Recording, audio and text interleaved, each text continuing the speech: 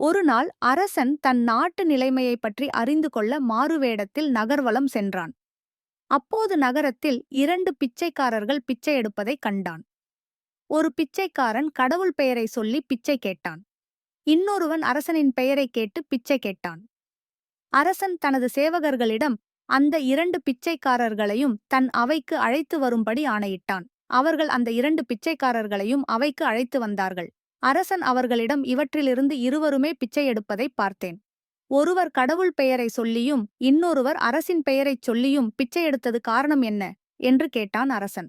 அதற்கு கடவுள் நம்பிக்கை கொண்ட பிச்சைக்காரன், அரசே, இந்த உலகம் முழுவதையும் காப்பவன் இறைவன்தான். இறைவனின் அருளால் மட்டுமே ஒருவன் செல்வந்தனாக மாற முடியும். அதனால்தான் இறைவன் பெயரைச் சொல்லி பிச்சை கேட்கிறேன் என்றான்.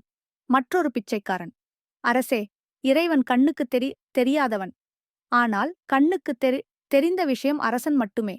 அரசனால் மட்டுமே ஒருவன் செல்வம் பெற முடியும். அதனால்தான் அரசன் பெயரைச் சொல்லி பிச்சை கேட்கிறேன் என்றான். அரசன் இருவரையும் அனுப்பிவிட்டு தன் அமைச்சரிடம் இது பற்றி ஆலோசித்தான். அமைச்சர் அரசனிடம், அரசே, முதல் பிச்சைக்காரன் சொன்னதுதான் சரி. இறைவன் அருள் இருந்தால்தான் அந்த உதவியை பெற முடியும் என்றார் அமைச்சர். அரசனும், இறைவன் அருளா அல்லது அரசனின் அருளா என்று சோதித்துப் பார்க்க தீர்மானித்தான். சில நாட்களில் அந்நாட்டிலுள்ள கோயில் திருவிழா நடைபெற்றது. அன்று அரசனும் குடிமக்களுக்கு சில பரிசுகள் அளிக்கப் போவதாக அறிவித்தான். பரிசினைப் பெற குடிமக்கள் அனைவரும் வந்தனர். அவர்களும் அந்த 2 பிச்சைக்காரர்களும் வந்தனர். அரசன் ஒவ்வொருவருக்கும் புதிய துணி ஒன்றையும் கூடவே பரங்கிக்காய் ஒன்றையும் பரிசளித்தான். அரசின் பெயரில் பிச்சை எடுப்பவனுக்கு மட்டும் பரங்கிக்காயினுள் தங்க வைர நகைகளை வைத்து பரிசளித்தான். கடவுள் பெயரைச் சொல்லி பிச்சை எடுத்தவனுக்கு எல்லோரையும் போலவே துணியும் பரங்கிக்காய் மட்டும் பரிசளித்தான். சில நாட்கள் கழிந்தன. நாட்கள் கடந்தது. மீண்டும் அந்த பிச்சைக்காரன் அரசன் பெயரை சொல்லி பிச்சை எடுத்துக் கொண்டிருந்தான். இதை பார்த்து அதிர்ந்து போனான்.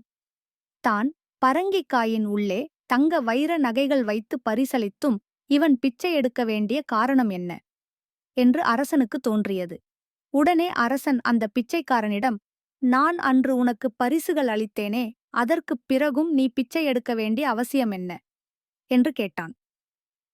அந்த பிச்சைக்காரனும், அரசே, நீங்கள் அன்று ஒரு பரங்கிக்காய் பரிசளித்தார்கள். அதை நான் 5 வெள்ளிக்காசுகளுக்கு ஒருவனுக்கு விற்றுவிட்டேன். அந்த 5 வெள்ளிக்காசுகளை வைத்து எத்தனை நாட்கள் நான் உண்ண முடியும்? அதனால் மீண்டும் பிச்சை எடுக்க வந்துவிட்டேன் என்றான்.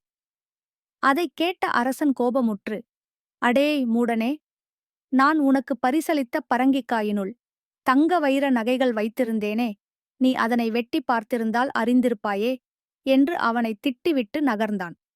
சற்று தூரத்தில் ஒரு செல்வந்தனை கண்டான். அவன் இறைவன் பேரைச் சொல்லி பிச்சை எடுத்தவன் என்பதையும் அரசன் அறிந்து கொண்டான்.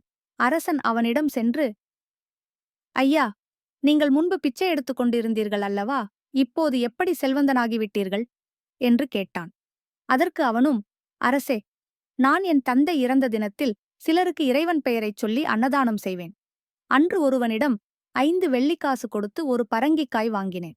அதனை சமைப்பதற்காக வெட்டியபோது அதனுள் தங்க வைர நகைகள் இருப்பதைக் கண்டேன். இறைவன் அருளால் இன்று நான் செல்வந்தனாகிவிட்டேன் என்று கூறினான்.